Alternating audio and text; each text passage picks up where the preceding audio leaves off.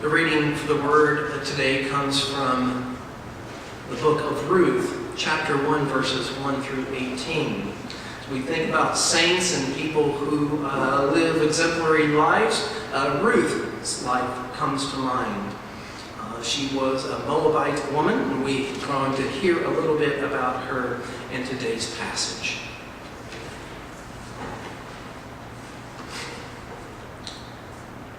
In the days when the judges ruled, there was a famine in the land, and a certain man of Bethlehem in Judah went to live in the country of Moab.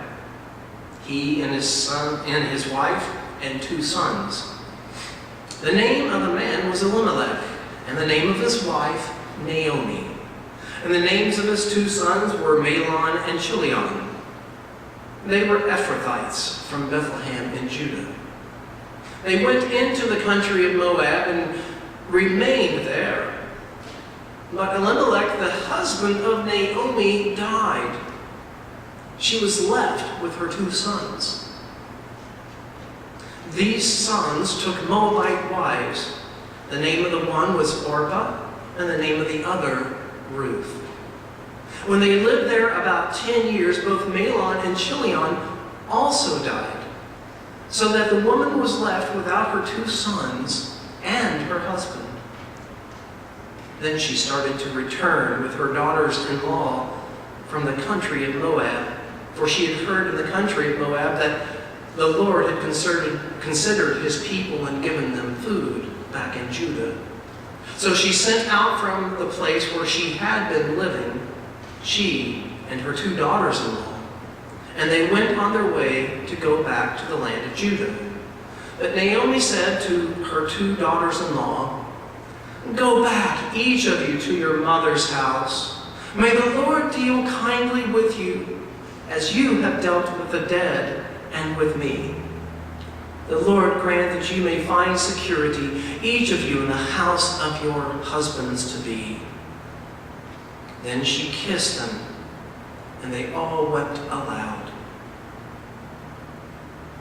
The 2 daughters-in-law said to her, "No, we will return with you to your people." But Naomi said, "Turn back, my daughters. Why will you go with me?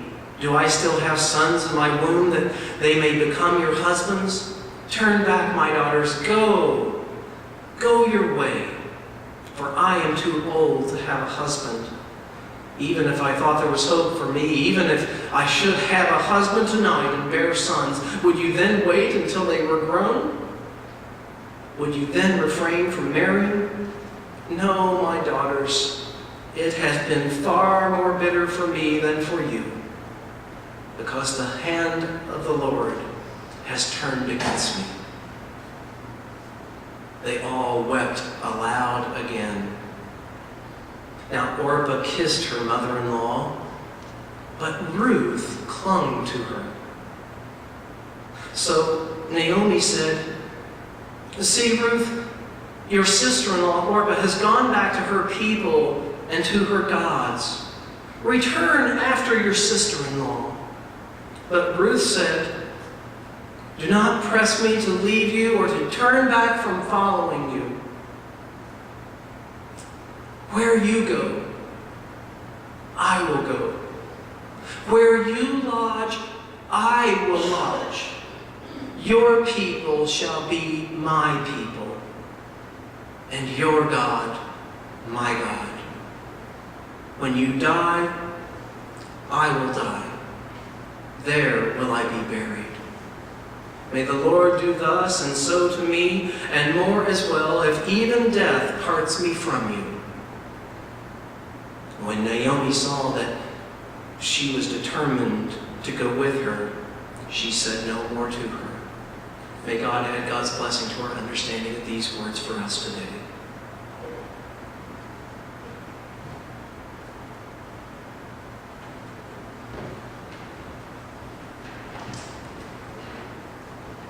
I should put some context to this story of Ruth. A context in which, unless you were living at that time or happened to be a biblical scholar, you may not understand the sense in which Naomi and her husband and her 2 sons, only because of a famine, went to a land in which they considered to be enemy territory, Moab. In fact, it was such enemies that it had been recorded in Genesis and Deuteronomy and other books of the Bible that came before Ruth about these wretched Moabites. In fact, matter so dreaded and hated were they by the Hebrew people that it was even told the origin of the Moabite people as being one of incest. The 2 daughters got their father drunk and proceeded to get themselves pregnant from him. Of course, to any Hebrew person living at that time, this would be considered one of the most heinous things that one could do.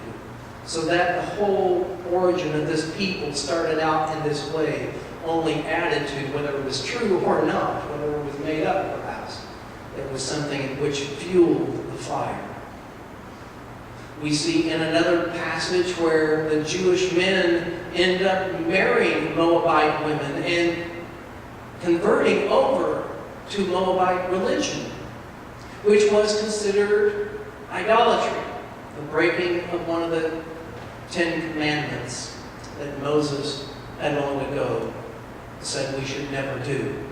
And so for these 2 reasons, as well as others I'm sure, the Moabites were banned from being any part of the assembly of the Lord. That is, a part of any kind of Jewish holiday or festivity or decision-making account, even being in their cities. The hatred for others, of course, we know, regardless of who that hatred is for, defiles our own souls. Whenever we hate, it hurts us even more than those in whom we hate. It corrupts us inside. This was a time, it says in the text, of the Judges. Now, the time of the Judges is when laws were made and strictly abided by, such that no longer was the spirit of the law lived so much as the letter of the law. And a lot of these laws were made so as to exclude others, like the Moabites. We see laws being made today to exclude people, do we not? In our own country. Excluding these people, banning these people, refusing to let them come into our country, even if they're seeking asylum. Therefore, we're breaking international law. Nationalism and xenophobia in that day, like our own, is becoming the ruin. It has become the ruin of many nations. Naomi's family, who were Hebrews, Israelites, they themselves, because of the famine, were made to be refugees, immigrants to another land, a land in which they knew that they really didn't want to go, and maybe the people felt the same towards them as they felt towards the Moabites. Whether they would be welcomed or not, they could not know. They just knew that they didn't want to starve in their own land. But they did go, and interestingly enough, they found what we assume to be some measure of security. But when Elimelech died, he left Naomi and